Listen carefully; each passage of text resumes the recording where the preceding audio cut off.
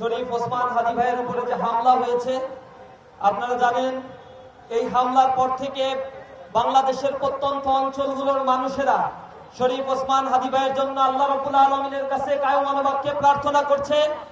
এই হাদি আমাদের বাংলাদেশের জন্য খুব বেশি এখন প্রয়োজন। আল্লাহ রাব্বুল আলামিন যেন শরীফ ওসমান হাদিকে আমাদের মাঝে ফিরিয়ে দেন।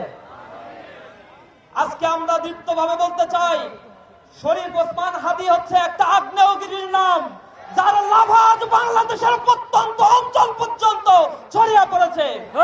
শরীফ ওসমান হাদি আধিপত্যবাদের বিরুদ্ধে যেভাবে উচ্চ কণ্ঠে স্বৈরাচারের বিরুদ্ধে যেভাবে দাবা বাজিয়েছে, তা আজ জুলাই বিপ্লবীদের রক্তে আগুন ধরিয়ে দিয়েছে।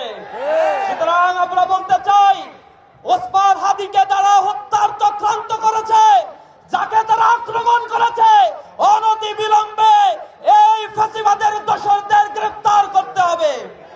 স্বরাষ্ট্র মন্ত্রণালয়ের দৃষ্টি আকর্ষণ করছি, তিনি আজও এখনো পর্যন্ত কার্যকর কোনো পদক্ষেপ গ্রহণ করতে পারেন নাই। প্রশাসনে কোটি কোটি জনশক্তি টাকা এখানে বিনিয়োগ করা হয়েছে, অথচ কার্যকর ভাবে ফ্যাসিবাদ নির্মূলে যে ধরনের উদ্যোগ গ্রহণ করার দরকার ছিল তা আমরা দেখতে পাইনি।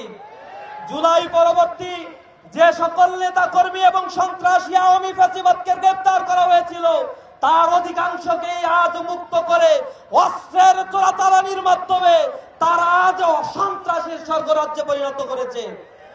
আমরা সরকারের দৃষ্টি আকর্ষণ করে বলতে চাই, অনতি বিলম্বে অবৈধ অস্ত্র যেগুলো রয়েছে সেজন্য সারাশি অভিযান পরিচালনা করতে হবে। বাংলাদেশে আগামী যে সংসদ নির্বাচনের ঘোষণা দেওয়া হয়েছে, সেই সংসদ নির্বাচনের জন্য একটি লেভেল প্লেইং ফিল্ড গঠনের জন্য এখন থেকেই সরকারকে জনগণের আস্থা অর্জনের চেষ্টা করতে হবে।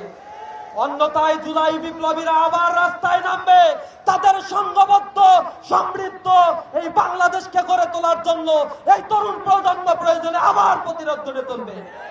সকলের কাছে উদাত্ত আহ্বান জানাই, আল্লাহ রাব্বুল আলামিনের কাছে আমরা দোয়া করব, ইনশাআল্লাহ আমাদের বিশ্বাস, কোটি প্রাণের বিশ্বাস, সবাই আল্লাহর কাছে দোয়া করছে শরীফ ওসমান হাদি ফিরে আসবে এবং তিনি সুস্থ অবস্থায় আধিপত্যবাদের করার গ্রাস থেকে এ ভূখণ্ডকে মুক্ত করার জন্য লড়াই চালিয়ে যাবে ইনশাআল্লাহ।